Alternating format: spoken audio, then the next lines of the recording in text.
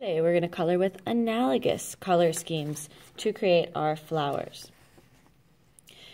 Analogous colors are next to each other on the color wheel when you look at it going in a circle.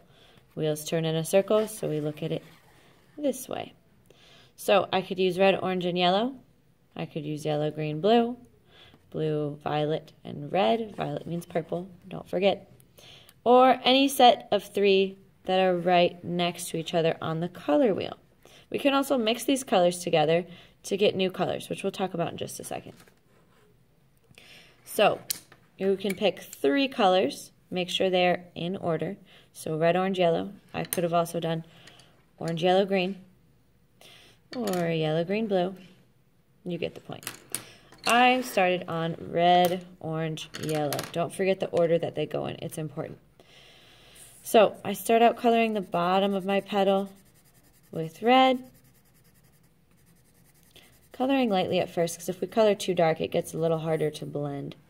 Then I can move into my orange, putting the orange next to the red at first by itself.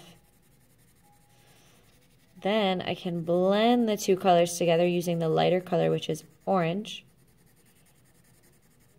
And I get red-orange. Then I can put yellow by itself. And then blend the two colors to get yellow-orange. Now, I don't really have as much plain orange, so I can go back in and add more orange on top of yellow to make a bigger section of yellow-orange. And I can keep going back and forth blending these colors until I get a look that I am satisfied with. The harder you press with your colored pencils, the darker or deeper, the brighter that color gets. So keep that in mind.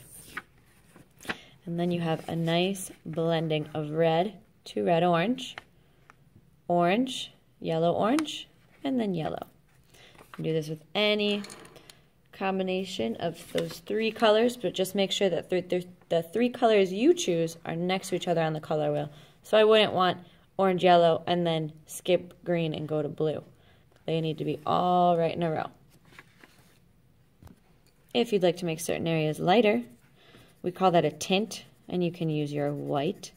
White sometimes just blends colors. It's not very strong of a color, so it's hard to make things lighter unless you really work at it for a while. I could make my edges a little brighter or blended together. And if you want to make things darker, you use black. We call that a shade when we make a color darker. So I can make the bottom of my petal shaded at the bottom with my black. Use black very, very lightly because it is a strong color. It takes over things very quickly. And there you go. So you get your choice of three colors. Remember to keep them in order. And then you can also use black and white. Have fun.